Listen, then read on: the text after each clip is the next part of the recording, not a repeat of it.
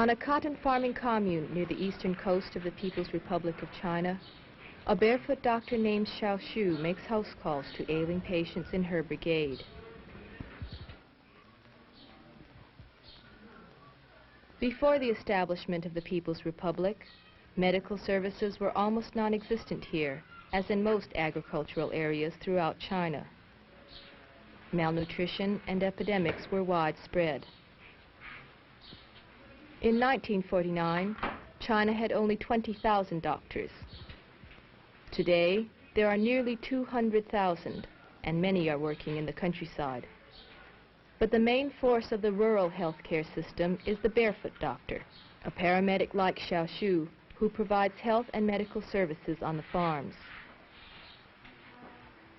The vast improvement in rural health conditions rely greatly on modern medicine, but an innovative usage of traditional resources was China's principal strategy against the age-old problems of disease.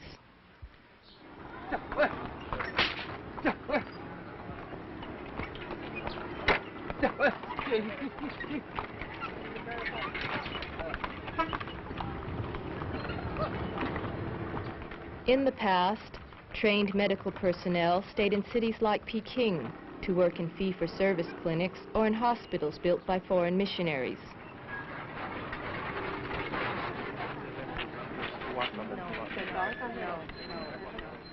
Urban dwellers still benefit from modern medical facilities, such as the Peking No. 2 Friendship Hospital.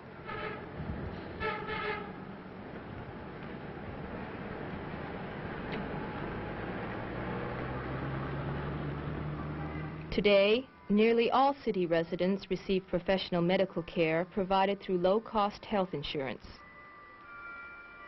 It is hoped that someday, health services will be entirely government-funded.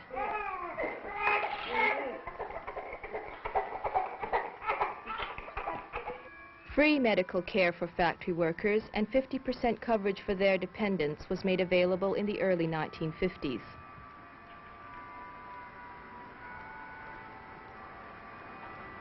Factories contracted with nearby hospitals for the services of professional doctors and nurses. As a result, medical care for workers improved, but it relied primarily on an urban, hospital-based medical delivery system. In 1965, in what has become his famous June 26 directive, Chairman Mao insisted that in health and medical work, the stress should be on the rural areas. China needed doctors not only in the cities, but on the farms where 80% of her population lived. But how could China, relatively poor in resources and medical manpower, provide adequate health services for over 600 million people in the vast countryside? As a result of Mao's directive, 20% of China's medical personnel were transferred from urban to rural areas to provide health services, but their main task was to train locally based paramedics, the barefoot doctors.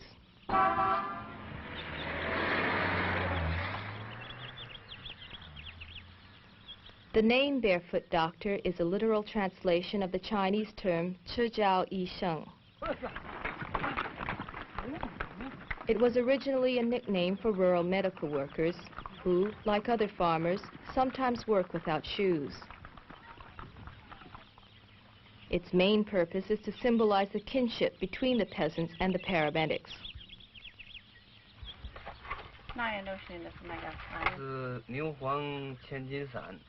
Lao Huang is a barefoot doctor in northern China who spends half of his time working in the rice fields.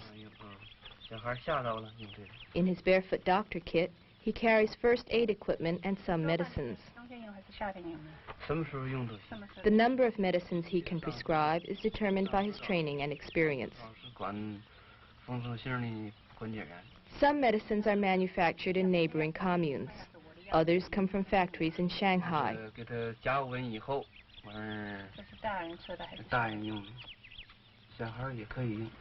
Advanced barefoot doctors may spend less time in the fields, but some farm work is required for everyone. Lao Huang earns as much as other farmers with the same labor power, about 40 Chinese dollars per month. When Lao Huang is working in the clinic, other members of his production team assume his responsibilities in the fields.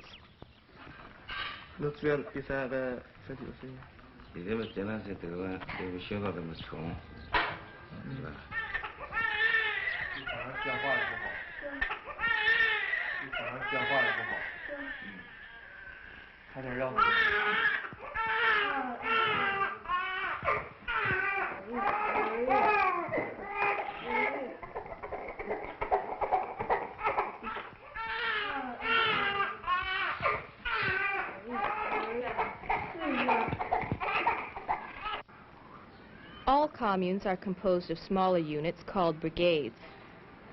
Each brigade maintains a small clinic which serves approximately 1,500 people. The number of barefoot doctors per clinic varies from commune to commune. At the July 1 commune near Shanghai, 3 barefoot doctors are interviewed about how they were selected and trained.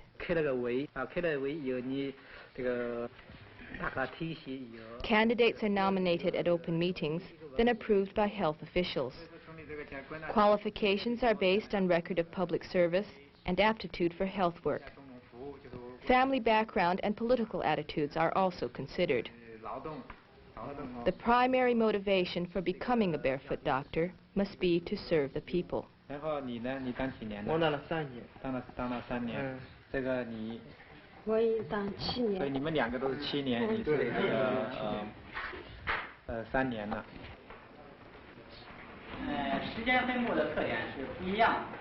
In the late 1960s, the initial group of barefoot doctors was trained on the communes for 1 to 4 months during the agricultural slack season.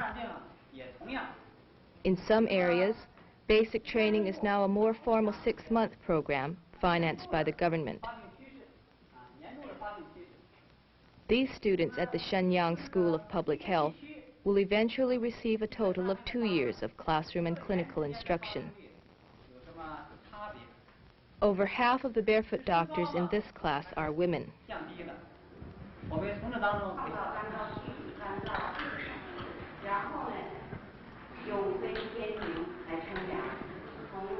Preventive skills are emphasized, but the students also learn to treat diseases common to their local agricultural areas. They are also trained to recognize symptoms for more difficult cases, which will be referred to full-time physicians at commune or county hospitals.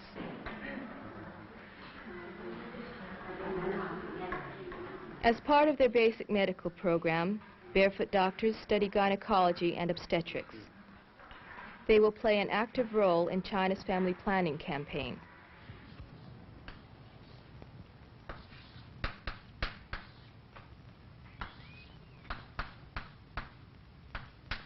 Professional doctors from local hospitals or those traveling with mobile health teams periodically conduct classes for barefoot doctors to upgrade their medical training.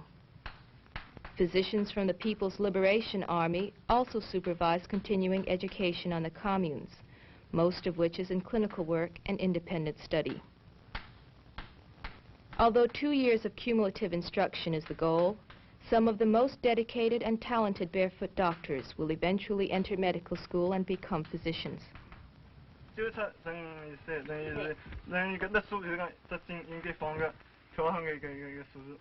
The barefoot doctors in turn train health workers to assist in prevention activities.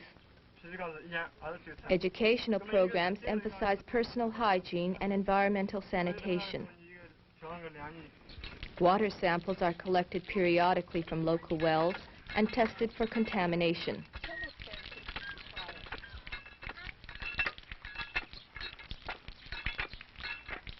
Cholera and other waterborne diseases have been controlled by the paramedics through mass immunization campaigns. But the lasting success of their efforts can also be attributed to an increased concern for sanitation.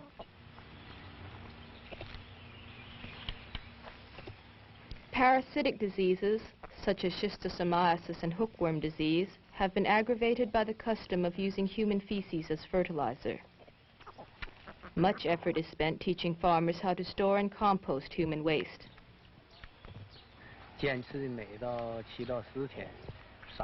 Barefoot doctors inspect backyard night soil deposits, which must be kept away from living quarters and covered.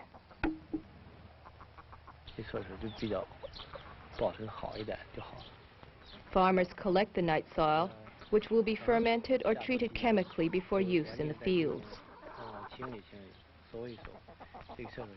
By taking these precautions, parasitic diseases have been greatly reduced, though not yet totally eliminated.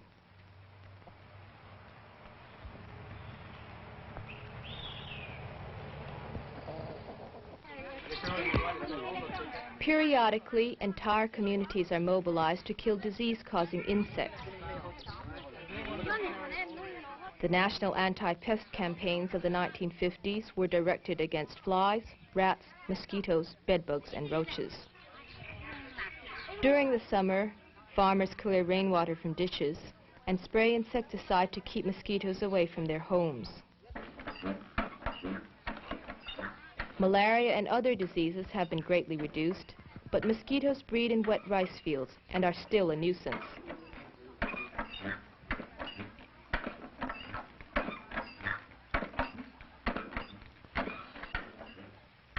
The theory of attacking the source of disease has also enabled the Chinese to control certain infectious diseases, such as syphilis and gonorrhea, which are virtually non-existent in China today. Symptoms were publicized during small group meetings and over the mass media. Affected persons were urged to go for treatment. Health education for the public is a major part of the Barefoot Doctors Prevention Program and China's principal strategy against disease.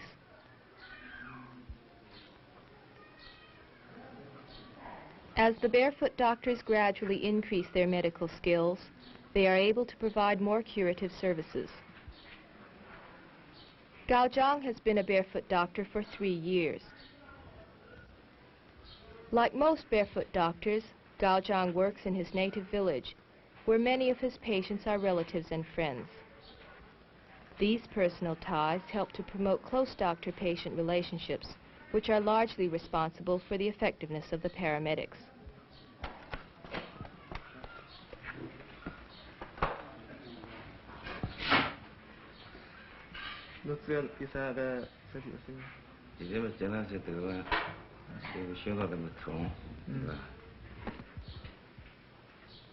The Barefoot doctor's patients pay the equivalent of $1 per year, or approximately 1% of their annual income, to a cooperative insurance fund.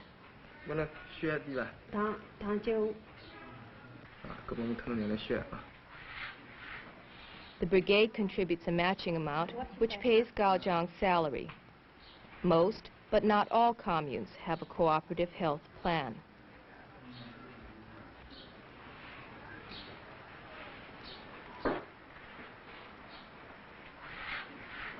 In addition to Western medical techniques, traditional Chinese treatments are administered by Barefoot doctors.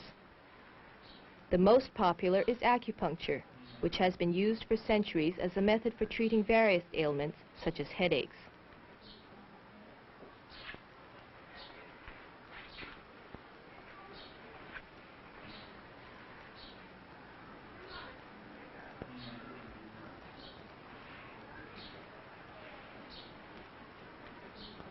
Over 1,000 insertion points are charted and linked by meridians, which once possessed mystical significance. The meridians are lines connecting stimulation points, which are said to affect the same internal organ. According to one of many theories, internal reactions occur because of a cutaneovisceral reflex.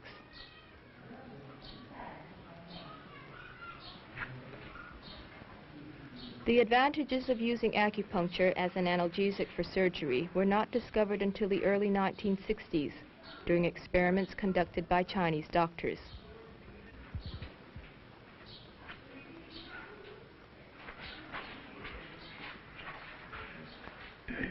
Both Western-style medicines and Chinese herbal medicines are prescribed at the clinic. Patients can specify a preference.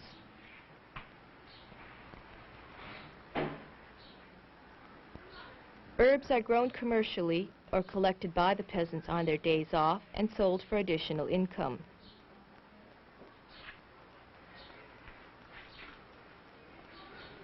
Some herbs are grown by the Barefoot doctors in small garden plots behind the clinic.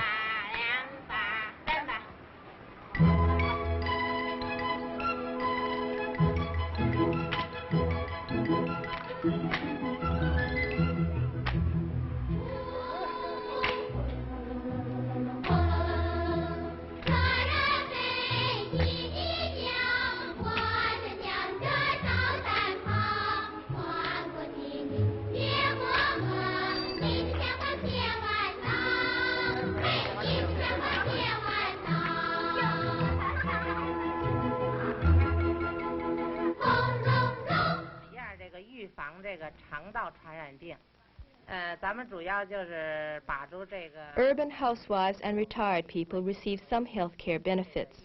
But with encouragement from the government, they have also formed their own health care groups, electing their own paramedics called Red Health Doctors. Most of the Red Health Doctors are middle-aged housewives who spend part of their time educating their neighbors in health care matters and part of their time with other activities, such as babysitting or tending to household chores.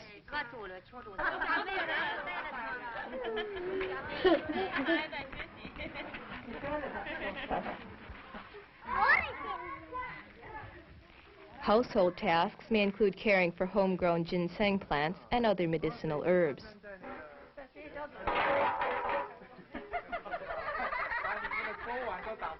The collection of home remedies may also include a colony of insects called earth turtles. Although their medicinal value is not immediately apparent, the tubia, as the Chinese call them, seem to make good pets.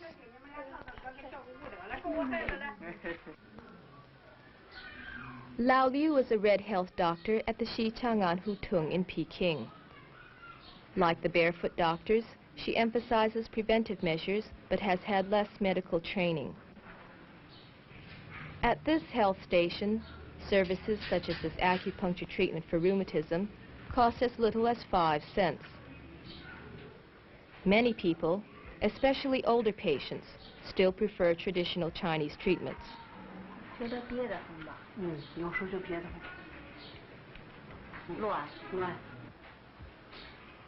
Despite its long history, traditional medicine was ignored by China's Western-trained physicians until Chairman Mao insisted that indigenous medicine should be recognized also. Lao Liu probably knew how to give acupuncture treatments before becoming a Red Health doctor, but now she is supervised by a trained physician and knows some Western techniques as well.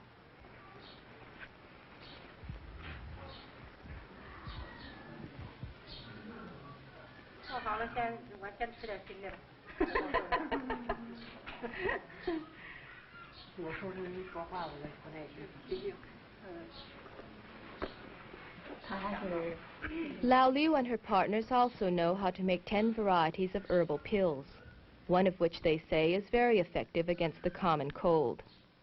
Dried herbs are ground in a stone grinder, sifted and ground again until all the ingredients are powdered.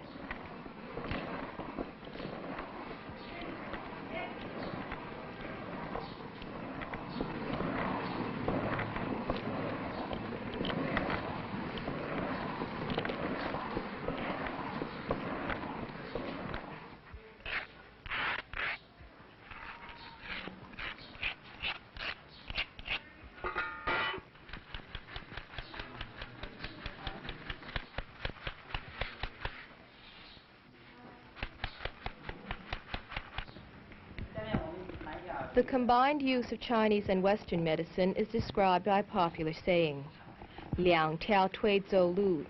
China walks on 2 legs, one traditional and one new.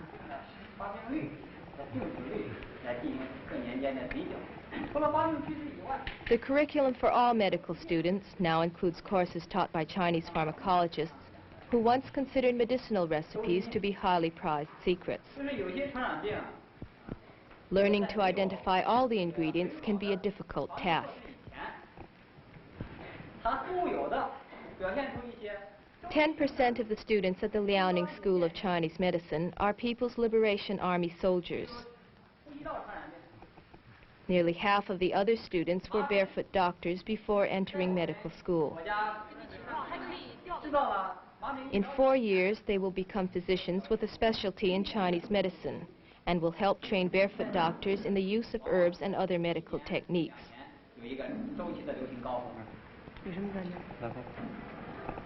One reason traditional medicine is supported by the government is because it makes good use of available materials and natural resources. Wild herbs are preferred because they are considered to be more potent.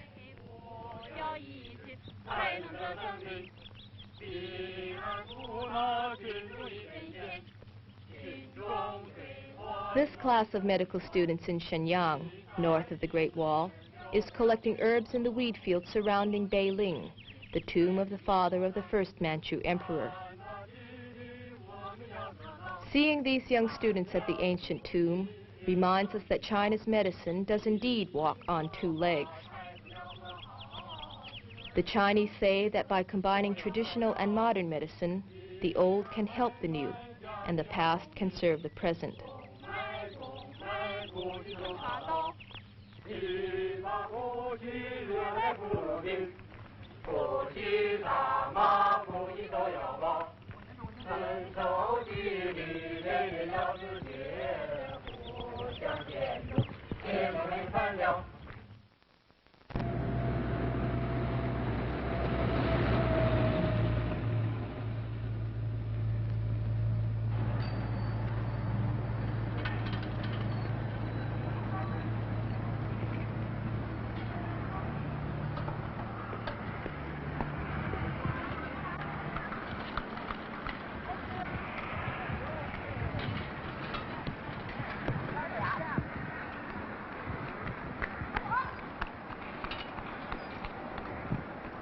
The Liaoning School of Chinese Medicine is one of several medical colleges which specialize in developing new techniques from traditional ones.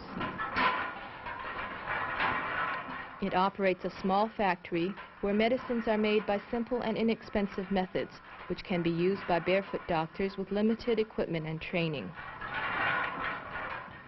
Ingredients are chopped, dried, and shredded, then ground in large stone mills. Some mills are patterned after designs several thousand years old, with electricity replacing the traditional power source.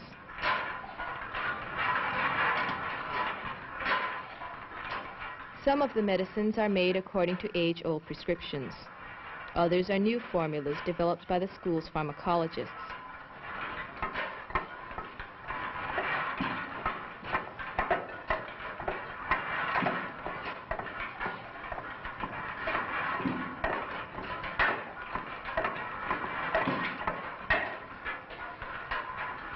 Small quantities are ground in a foot mill.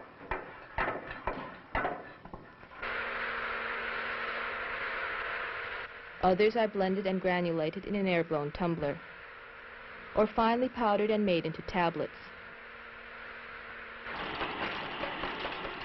The machines, like the medicines themselves, are made from available materials.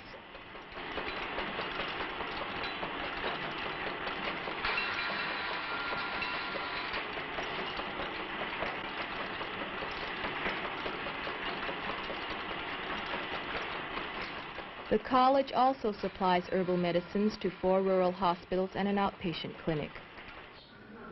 Individual prescriptions are dispensed at herb pharmacies at the school. The price of medicines has decreased by 80% since 1952.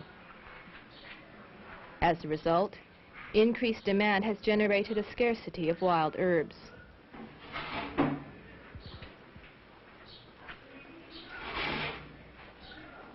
Posters illustrating substances with medicinal value are distributed among the peasants, who can help barefoot doctors gather more herbs.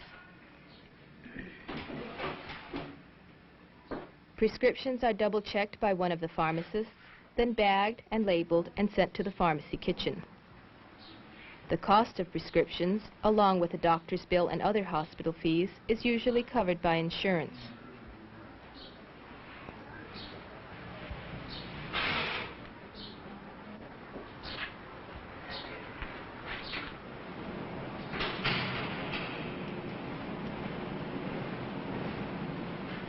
In the pharmacy kitchen, prescriptions are placed in individual cooking pots and brewed into medicinal teas or syrups. The Chinese phrase for taking medicine is 吃药, to eat medicine, as one would 吃饭 or eat food. In some ways, the modern-day usage of herbal medicines can be considered an extension of Chinese nutritional therapy, a means of preventing and curing illnesses with food, which was popular long before the arrival of Western medicine.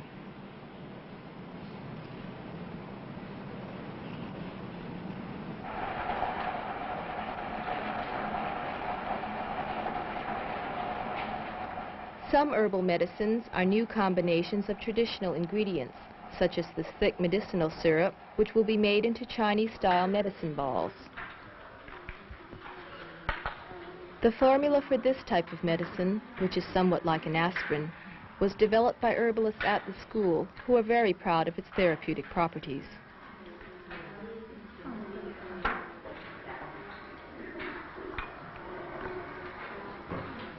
According to directions on the back of the package, small bits taken with water should help to cure headaches and colds.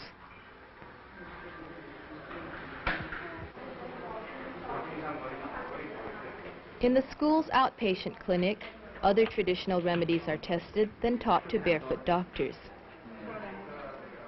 One is called Zhuguan, a counter-irritation treatment for rheumatism, in which heated bamboo sections are applied to the skin. Another is Jufa, or moxibustion.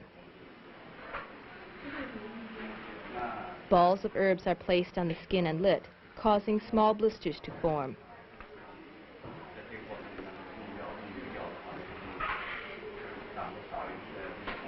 A Zhuguan patient must return several times for the treatment to be effective. A stimulating suction is created when heated air in the bamboo forms a partial vacuum as it cools.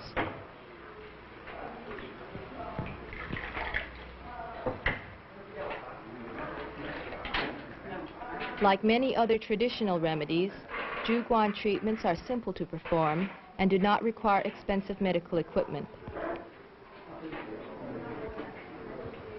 Acupuncture has become well known as an anesthetic, but in addition to its ability to mask pain, it can also stimulate areas which have lost sensitivity. Needles of varying lengths are inserted at different points depending on the nature of the ailment. Occasionally, acupuncture is used in conjunction with another treatment called Baguan.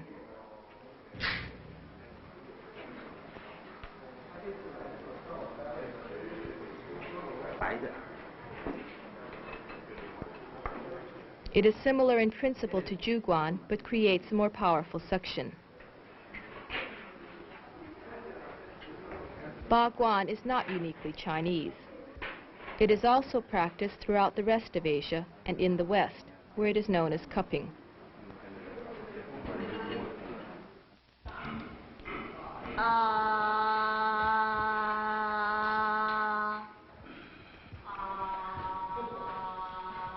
A traditional method of removing tonsils by cauterization is also performed in the clinic.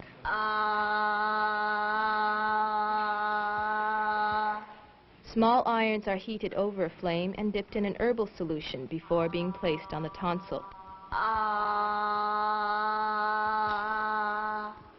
This is a simple but time-consuming process because only small areas are removed at a time. As many as 10 visits may be necessary to remove both tonsils. The doctors say that this method would be more practical if only 3 visits were required.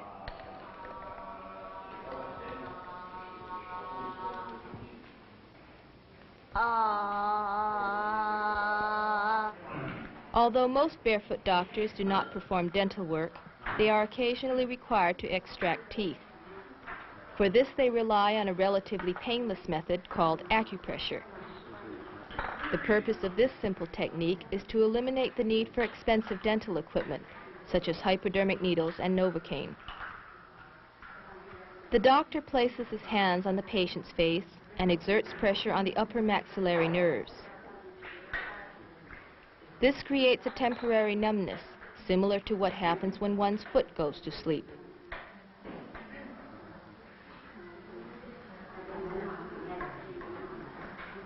After a few minutes, additional pressure is exerted on the patient's tooth. This tooth is being removed for cosmetic reasons.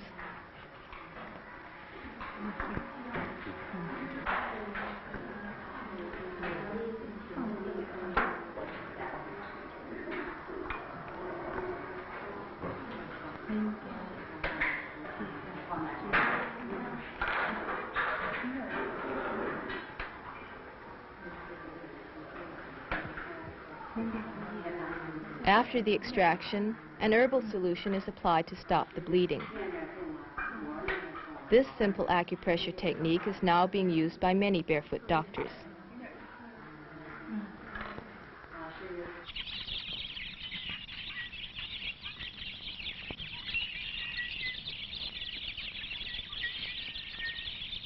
While improved health in the countryside can be attributed to better medical care, it is also a result of better nutrition. Much effort is devoted to increasing the supply of animal protein. Dairy products are being introduced. Animals are raised both communally and privately. Whatever a family does not use for its own consumption can be sold at the local market or to the state. No farm would be complete without its backyard animals.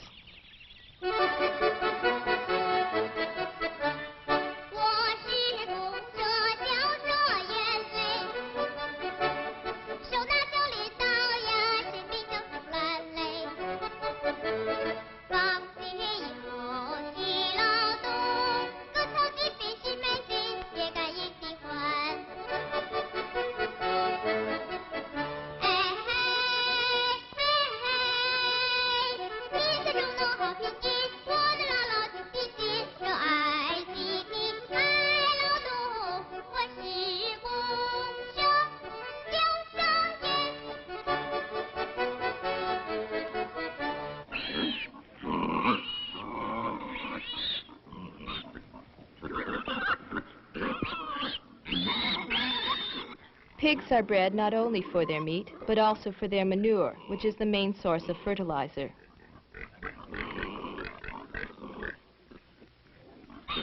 There is currently a campaign to increase the number of pigs, which the Chinese call mobile fertilizer factories. A barefoot doctor specializing in the care of animals occasionally visits peasant breeders. They call him a barefoot veterinarian. Medical attention for sick or injured animals has always been important to the Chinese peasant, whose livelihood once depended on the well-being of his beasts of burden. Cases which cannot be dealt with effectively by the barefoot veterinarian are referred to animal clinics on the commune.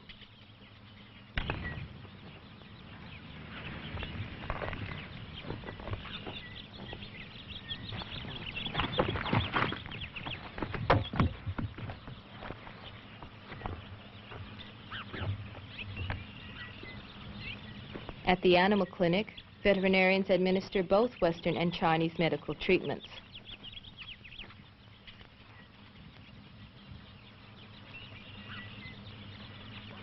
At the August 1 commune, one of these techniques is demonstrated on a horse with a hoof injury.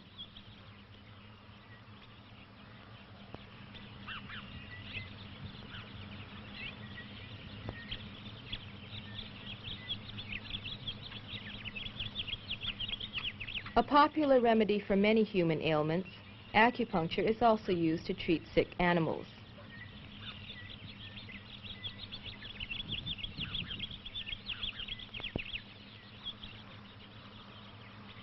Insertion points are charted and labeled like those for human beings.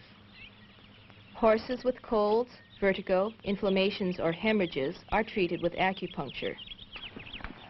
Acupuncture is also performed on other valuable animals, such as cows and bulls, as well as seed hogs and sows.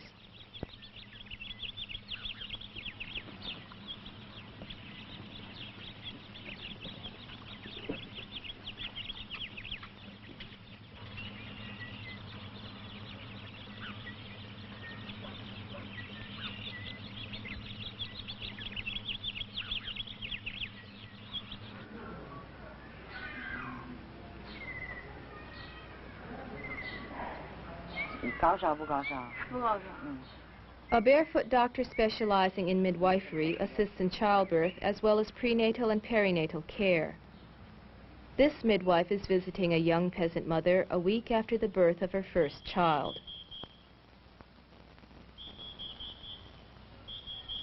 A tremendous baby boom has resulted from the relative prosperity of the last quarter century, during which China's population increased by 60%. China is now conducting an intensive family planning campaign. The government encourages late marriages and small families. Ideally, women should be 25 and men 28 years old before marrying. Although the average birth rate is less than 2%, it is somewhat higher in the rural areas.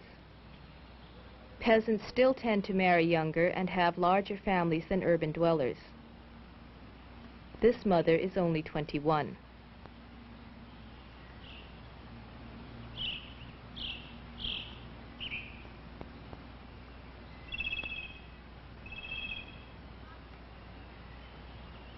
Before 1949, China's infant mortality rate was extremely high. With better living conditions and trained healthcare personnel in the rural areas, infant mortality has been drastically reduced. This 7-day-old baby boy, wrapped in red in the traditional Chinese fashion, can look forward to a long and healthy life.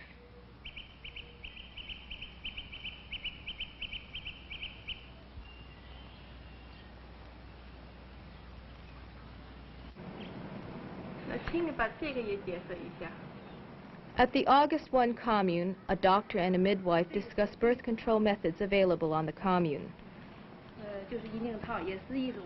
All contraceptives are provided free of charge, with the exception of the condom, which costs a half-cent apiece.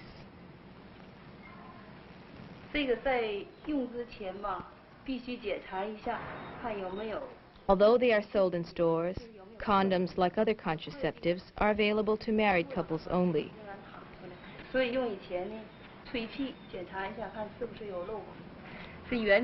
Birth control pills and intrauterine devices are more popular. Chinese factories in Shanghai produce more birth control pills than any other country in the world.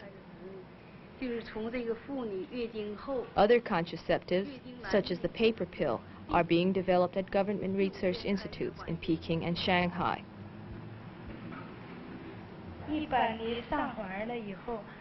This midwife keeps records for every family in the brigade, indicating which method of contraception is being used. Here, she explains a record book for IUD insertions.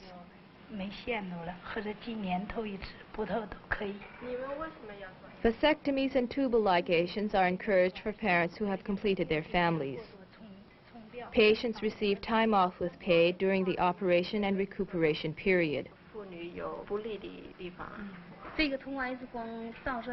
Abortions may be performed in the event of contraceptive failure. The permission of both parents is necessary, and occasionally that of grandparents as well. Specific birth control information is not available to unmarried people, but the pros and cons of various methods are discussed in a small family planning booklet that newlywed couples receive as a gift from the state.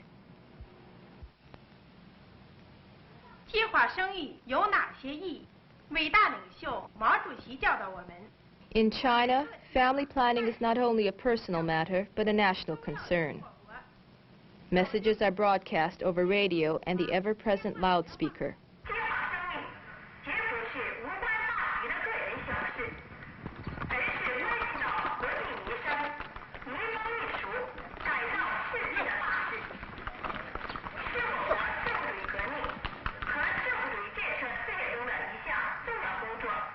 The advantage of having small families and limiting population growth are explained in terms of promoting better health and improving living standards for all. Parents should have only 2 children, with a recommended spacing of 4 years. Propaganda work is necessary to counteract the pressures from grandparents to have more children, male babies in particular. 孩子4个月。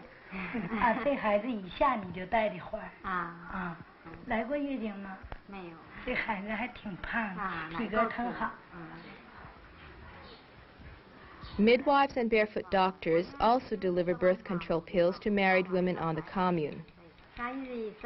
Barefoot Dr. Xiao Shu delivers a once-a-month birth control pill that is being tested on her commune near Shanghai.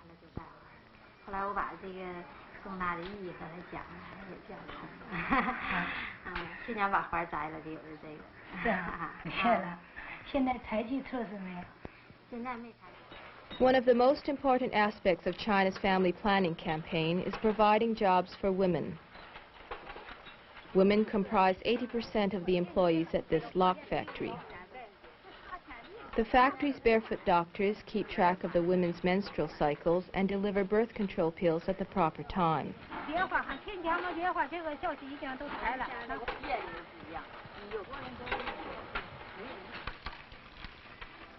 What a woman earns by laboring outside the home adds substantially to the family income.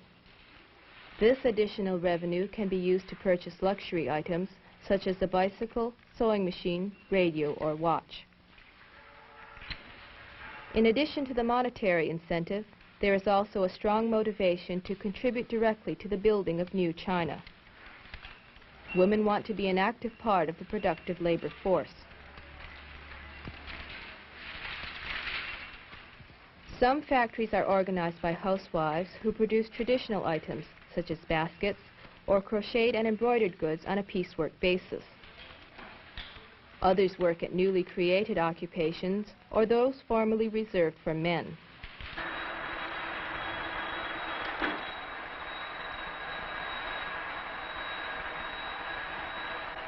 Women lathe operators work in small rural factories organized to aid the commune in becoming self-reliant.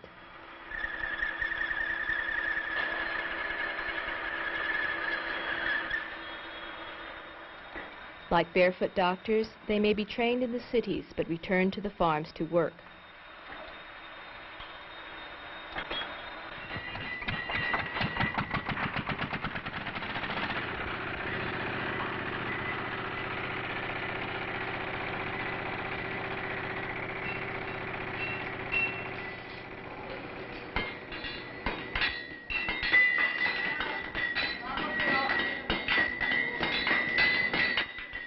Some of the more strenuous jobs are still performed by men.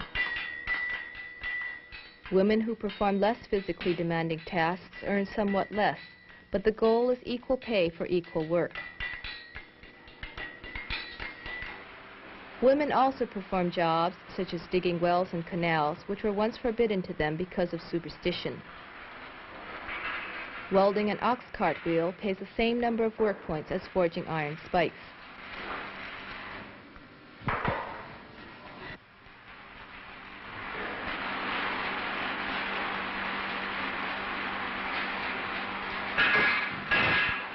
Although the midwives and barefoot doctors play a crucial role in China's family planning campaign, the availability of jobs for women is one of the most important reasons for its success. By keeping population growth in line with the ability to provide medical services, family planning will be a major factor in the future of health care in the countryside.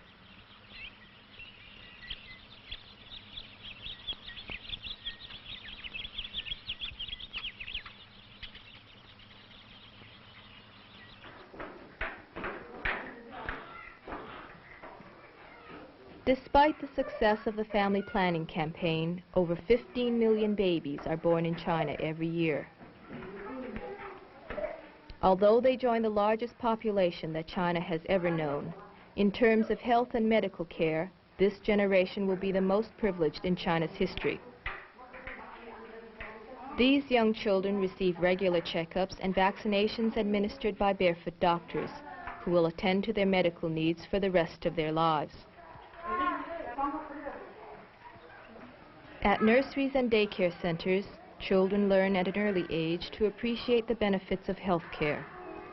With toy kits like those of China's paramedics, these little girls perform a children's dance, while their classmates sing a Chinese song extolling the virtues of the new society's modern heroes. the Barefoot doctors.